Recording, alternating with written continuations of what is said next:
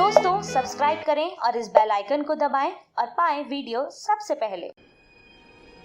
मैं भारत को भारतीयता की मान्यता के आधार पर फिर से खड़ा करना चाहता हूं, उस काम में लगा।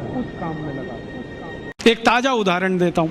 आजकल भारत में एक खराब बीमारी घुस गई है, चिकनगुनिया। लाखों लोग प्रभावित हैं। मैं 6 महीने से गांव-गांव घूम के उसका इलाज कर रहा हूं और आपको सुनकर ताज्जुब होगा, ज्यादा लोगों को इलाज में मैं एक ही बात बताता हूं, तुलसी का काढ़ा पी लो, नीम की गिलोय होती है ना, उसको भी उसमें डाल लो, थोड़ा सूंठ डाल लो, थोड़ी छोटी पीपर डाल लो, बस ये 4-5 चीजें, और थोड़ा गुड़ डाल लो क्योंकि ये कड़वा इतना है कि पी नहीं पाओगे। इतने मात्र से 3 खुराक में बीमारी ठीक हो रही है। और जो एलोपैथी से कर रहे हैं ना, बोवेरॉन के 3-3 इंजेक्शन ठोक दो, डाइक्लोफेनेक दे दो और पैरासीटामोल भी दे दो, जो तुम्हारे पास है सब दे दो। 20-20 दिन से बिस्तर में पड़े तड़प रहे हैं, 20-20 दिन से।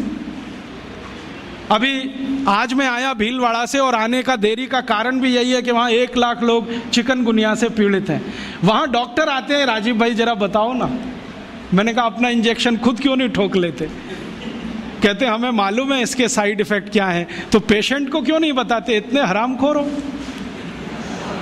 तुम्हें मालूम है कि इसका साइड इफेक्ट क्या है? वोवेरॉन लगाएंगे तो क्या होने वाला है? मुंह में छाले हो जाएंगे, गले में छाले हो जाएंगे, अल्सर भी हो सकता है, तुम जानते हो, फिर पेशेंट को क्यों नहीं बताते? ये हरामखोरी तुम में कहां से आ गई? अपने को इंजेक्शन ठोकोगे नहीं, उसको ठोकते जाओ, तुम्हें मालूम नहीं है ठीक नहीं होगा।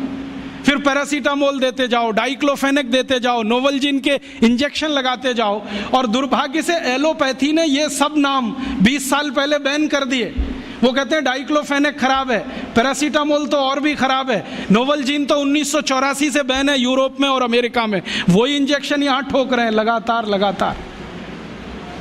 दुष्परिणाम है कि मरीज ठीक ही नहीं हो रहे। और मैं आपको मेरा अपना तजुर्बा बताता हूँ। आप में से कुछ विद्यार्थी होम्योपैथी के हैं। आप जानते हैं कि होम्योपैथी की बहुत सारी दवाएं आयुर्वेद से ही निकली। तुलसी है ना, उसी से ओसीमम है। ओसीमम की 3-3 खुराक देके कर्नाटक में 70,000 रोगियों को चलता कर दिया। और वो 20-20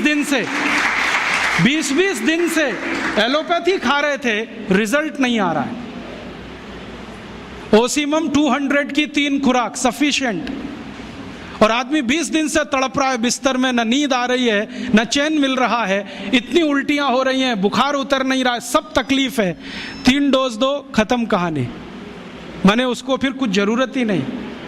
और फिर आज स्थिति यह है कि कर्नाटक सरकार ने हमारे ये कैंपों के रिजल्ट देखने के बाद अपने डायरेक्टर्स और जॉइंट डायरेक्टर सबको लाइन से लगा दिया, जाओ राजीव दीक्षित के पास, सीखो उससे वो क्या दे रहा है और रिजल्ट क्यों आ रहे हैं। हमने 70,000 पेशेंट को दवा दी, 6 मरे, और उन्होंने 1,22,000 को दी, उसमें से मुश्किल से 6 बचे।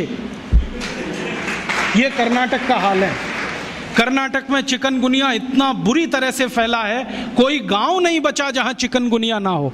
मेरी तो स्थिति यह है कि कार्यकर्ता कम पड़ गए, डॉक्टर कम पड़ गए। अगर मेरे पास 1,000-2,000 डॉक्टर होते तो हम कर्नाटक के उन लाखों लोगों को बचा लेते जो मर गए पिछले 6 महीने। महाराष्ट्र में भी यही है। रिजल्ट मिलते हैं उन दवाओं से, तो भरोसा क्यों नहीं करें उनके ऊपर? ओसीमम तो तुलसी में से ही बनी है भाई, और तो क्या है, डाइल्यूशन फॉर्म में है, बस इतना ही तो है। और तुलसी का काढ़ा समझ लो मदर टिंचर फॉर्म है उसका। तो काढ़ा दे दो तो समझ लो मदर टिंचर दे दिया, और पोटेंसी में दिया तो डाइल्यूट करके दिया। और आप जानते हैं कि ये आयुर्वेद का ही सिद्धांत है कि औषधि की मात्रा जितनी कम रखो, असर उतना ही अधिक है। होम्योपैथी तो इसी पे काम करती है। तो अपने विज्ञान में दम तो है, अपनी विद्या में दम तो है, बस इसका प्रचार करने की बात है। प्रचार कौन करेगा? आप करेंगे। और इसका सबसे सरल तरीका है वॉक एंड टॉक। सबसे सरल तरीका। अगर आप इसका अपनी विद्याओं का प्रचार करना चाहते हैं, सरकार तो करेगी नहीं क्योंकि वो एलोपैथी के चंगुल में फंसी है। हमारी सरकार के 2 मंत्रियों का तो मेरा तजुर्बा है पिछले 6 साल में। जब जब मैं उनके पास गया स्वास्थ्य मंत्री को मिलने के लिए, वो कहते राजीव भाई ये सब हमको समझता है, कर कुछ नहीं सकते, क्योंकि ऐसा जकड़ के रख लिया है। तो मैंने कहा इसमें आग तो लगा सकते हो, आग ही लगा दो हनुमान जी की तरह से, रावण की लंका एक बार जल जाए, कम से कम कहानी तो खत्म हो जाए। तो कहते हैं उतनी हिम्मत अभी तक नहीं आई है, आ जाएगी तो वो भी लगा देंगे। तो उनमें तो आने से रही, क्योंकि वो तो फंसे हैं अपने स्वार्थ में।